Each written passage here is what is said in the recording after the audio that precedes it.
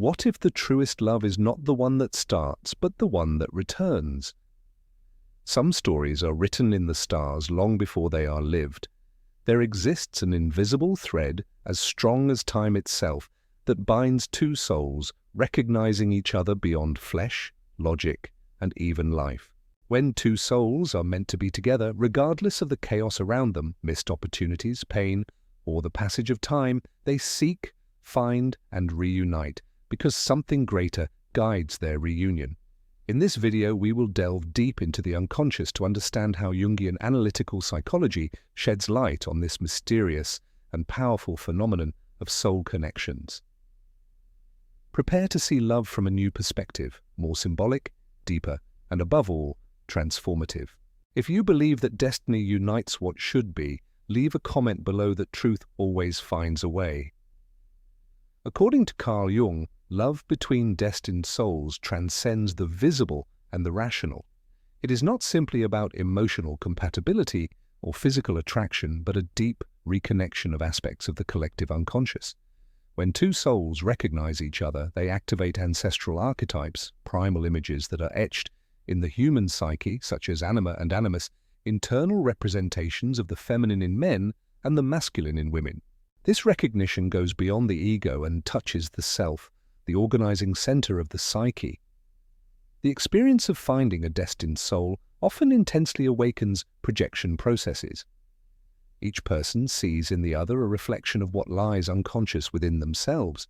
These projections are inevitable and often the first step towards individuation, a central process of the Jungian path that leads an individual to become who they truly are. However, this union is not free from conflicts.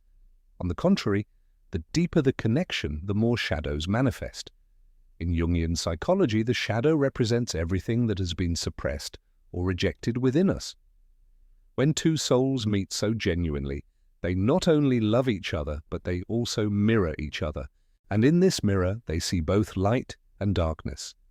But it is for this reason that nothing can separate them, because such love is not directed merely at pleasure or companionship. It is destined for transformation. These souls come together to awaken each other, heal old wounds, and move forward, even amidst falls towards wholeness. The reunion of two preordained souls, according to Jungian psychology, is not a romantic coincidence, but a symbolic manifestation of the process of individuation. When Jung speaks of the self, the center, and totality of the psyche, he means something far greater than the ego. The core represents who we are at our essence, but it needs to be discovered, recovered, and integrated throughout life. This soul reunion often becomes a powerful catalyst for this process. It is not simply a romantic encounter, it is the beginning of a profound awakening. When we meet someone we seem to have known all our lives, even if it is our first encounter, we experience something archetypal, a sort of memory not belonging to chronological time.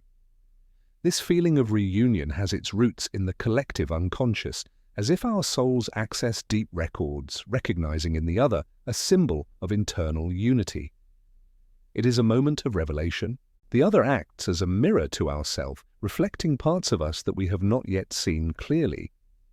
The initial enchantment is often intense, as if something long dormant finally begins to stir. The external world loses some of its importance, as everything within us begins to move towards this image. This is because the soul before us shows us not only what we desire, it shows us who we are, or rather, who we can be. Love at this level is a bridge between the unconscious and the conscious, between who we were and who we are becoming. Often these encounters trigger crises, internal ruptures, and profound questions. This is not a mistake, it is evidence that something magnificent is in motion. The self is expressing itself through this connection, demanding that we leave behind illusions and masks and surrender to the soul's true path. In this process, many painful truths emerge, and the ego, accustomed to control, feels threatened. However, it is in this tension between the ego and the self that transformation occurs. These preordained souls are not merely lovers or companions. They are symbolic agents of our destiny. Meeting the other makes us look inward, to face everything we have been avoiding, to touch old wounds that could only be healed with such an intimate mirror present. At the same time, the other sees us with a clarity we have never experienced. This brings about a sense of belonging and a psychic nakedness that only a few connections can provide. What is most interesting is that such a meeting only occurs when we are ready, even if, at first glance, it does not seem so. The core orchestrates the necessary experiences so that the soul is ready to see itself in the other. When this happens, the masks fall, the games end, and soul recognizes soul. This perception goes beyond words and reason. It is a silent, almost spiritual certainty.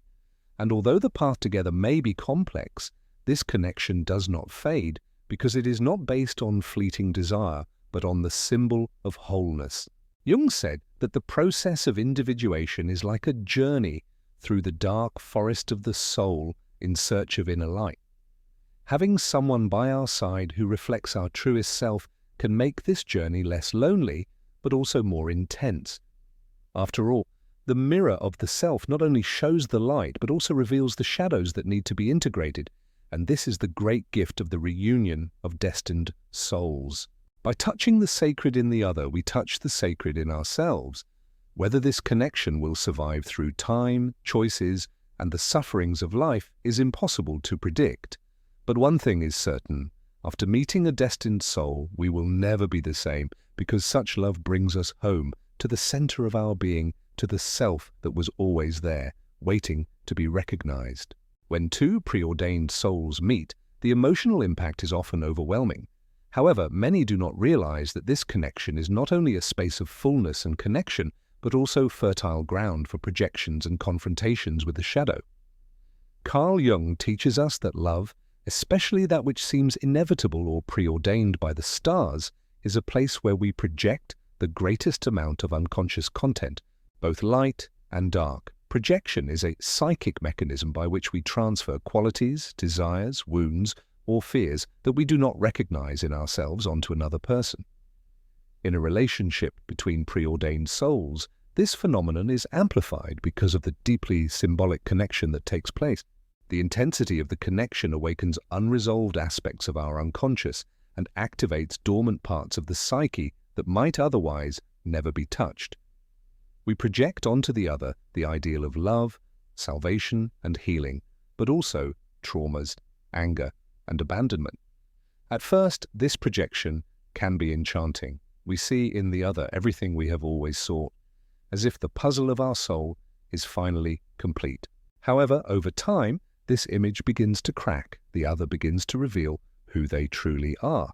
And with this come those parts of ourselves that we have been avoiding face to face. This moment is crucial. It is the moment when romantic love breaks down to give way to true love, which does not idealize but accepts the real and complex being. It is at this moment that the shadow makes its exit. Jung defines the shadow as everything we reject or do not know about ourselves. This can manifest as envy, anger, resentment, fear of loss, control, feelings that seem to arise because of the other, but actually reveal our own unhealed wounds. By confronting us with these emotions, the other forces us to look inward. And this is one of the most powerful functions of a soul connection, forcing us to see what we do not want to see. These conflicts, far from being signs of failure, are precious opportunities for healing and integration. It is important to understand that true love is not built in the absence of pain, but in the mutual willingness to face pain together. When two preordained souls meet, they do not run from each other. When the shadows appear, they understand that these shadows are part of the path, and the only way to overcome them is to integrate them, not to deny or project. Overcoming these projections requires courage. It requires us to stop seeing the other as responsible for our emotions and to begin exploring why certain behaviors affect us so deeply. What does this envy say about my insecurities? What does this feeling of abandonment tell me about childhood wounds that remain unhealed? What does this frustration say about my unrealistic expectations of perfection in love? By answering these questions honestly, we begin the process of individuation within the relationship itself. Love ceases to be a field of need and becomes fertile ground for mutual growth. A destined soul is not a fairy tale, it is a call to truth. It calls us to awareness. And when this call is accepted with maturity, it deepens the connection on a level that goes beyond the emotional. It becomes spiritual. There are relationships born to distract and others born to awaken. Connections between preordained souls belong to the latter. They awaken us because, as painful as it may be, they force us to abandon the games of the ego and to connect with the fullness of our being. And this includes love, yes, but it also includes anger, fear, shame, desire, and need. All those things that we have been taught to hide or avoid. Accepting the shadow in the other and in ourselves means accepting the humanity of love. It means understanding that a true encounter of souls does not erase our wounds, but gives us the opportunity to heal them with awareness, presence, and humility.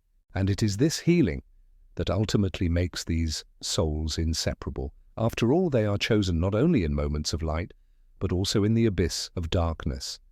Love between two preordained souls awakens something that transcends individuality. It awakens a tile memory, a universal myth that dwells in the collective unconscious of humanity. For Carl Jung, the collective unconscious is the deepest part of the psyche, where archetypes, primal images that shape our experiences, emotions, and behaviors from time immemorial, are stored. Among these archetypes, perhaps none is as powerful and enduring as the archetype of eternal love. The archetype of eternal love appears in many cultures and eras, from the Greek tales of Eros and Psyche to Shakespeare's tragic romances. It speaks of a connection that resists time, death, and adversity. A love that survives everything because its origin is not on the surface of life, but in the depths of the soul. When two people meet and feel that they are made for each other, this sensation is not simply emotional or rational, it is symbolic. They embody a living myth. Myth is not fantasy, it is the symbolic language of the unconscious. Jung argues that we live myths even without realizing it. When we feel we have known someone for a long time or that something inexplicable connects two lives, we are gripped by this archetype. It expresses itself through dreams, synchronicities, unlikely encounters, and even the feeling that something greater guides the path of love. This type of love attracts us because it touches a deep need for union, for wholeness. The archetype of eternal love speaks not only of union with another, but of union with our own self. That is why it manifests so strongly in deep relationships. It represents the soul's yearning for wholeness. And this explains why so many people spend their lives searching for someone who makes sense on a level that transcends the rationale. Jung also warns us about the danger of being overwhelmed by archetypes without awareness. When we idealize eternal love too much, we run the risk of living in an illusion, expecting perfection where there is only humanity. The archetype is real, but it needs to be lived with clarity. Love between preordained souls is not a flawless script, but a symbolic path that requires presence and maturity. When we are aware that we are living a myth, we can experience it with greater depth and less fantasy. The collective unconscious acts as an invisible field where these archetypal images circulate and influence our behavior. That is why when we fall in love truly, it seems we have fallen into another time, as if everything was preordained. This feeling of destiny is a hallmark of the archetype. It creates the perception that behind the seeming chaos there is a higher order. And indeed, on a symbolic level, this is so. The archetype of eternal love is not simply about romance. It is about integration.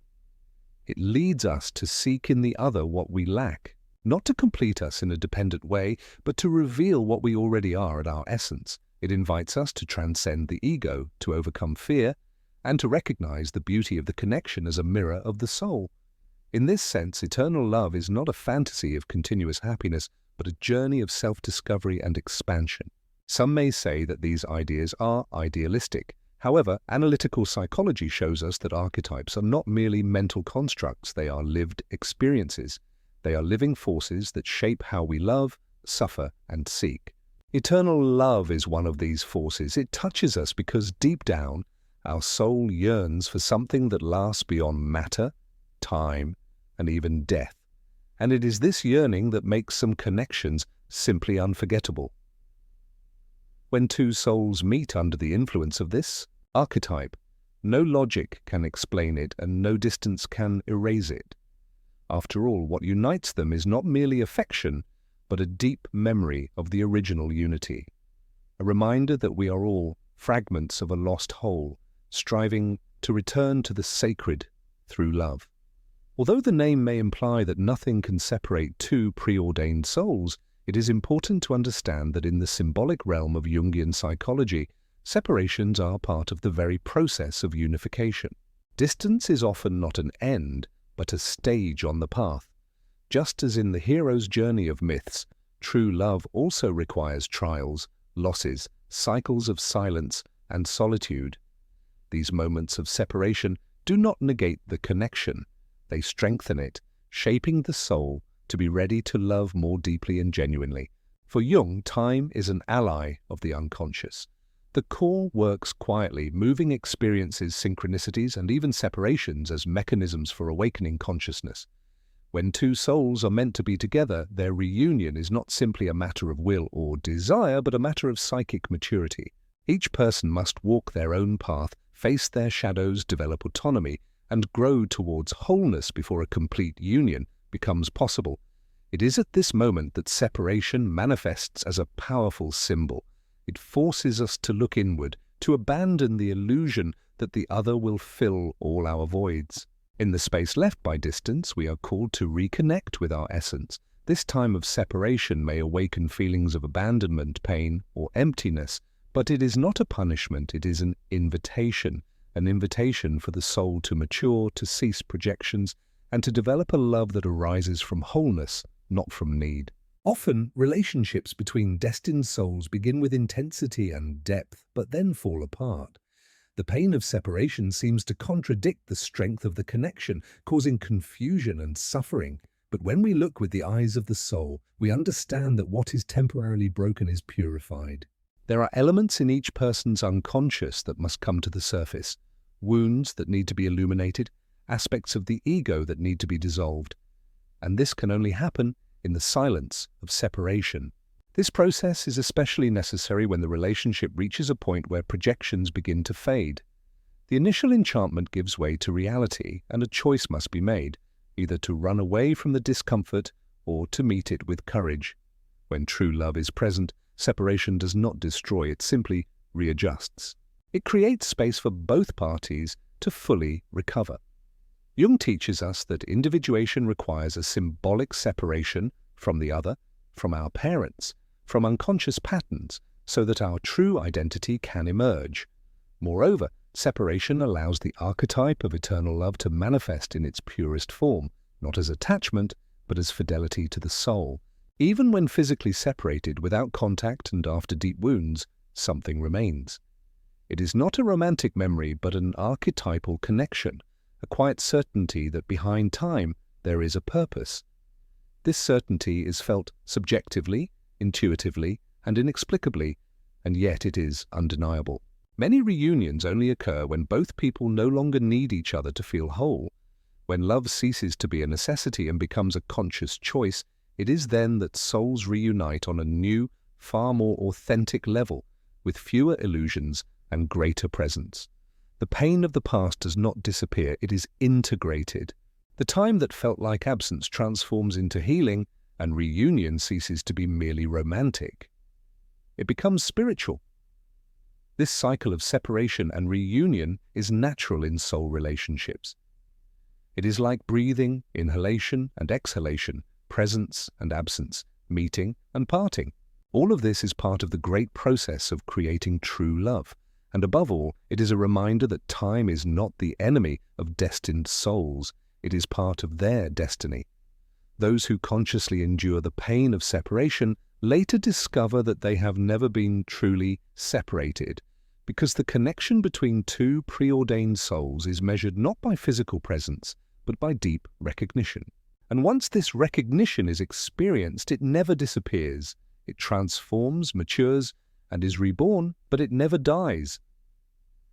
In the end, true love is not the one that always keeps us together, but the one that teaches us to stay connected even when life demands distance. Some connections defy the logic of the world and do not follow linear time. They arise from something deeper, quieter, and at the same time more powerful.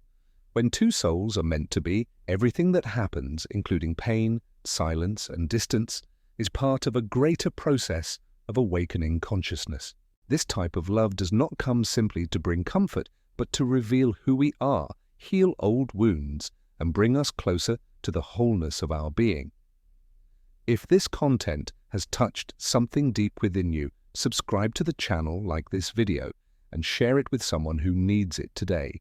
And do not forget, the video on the screen now will deepen you in this journey of self-discovery and reunion. What is true always finds its way.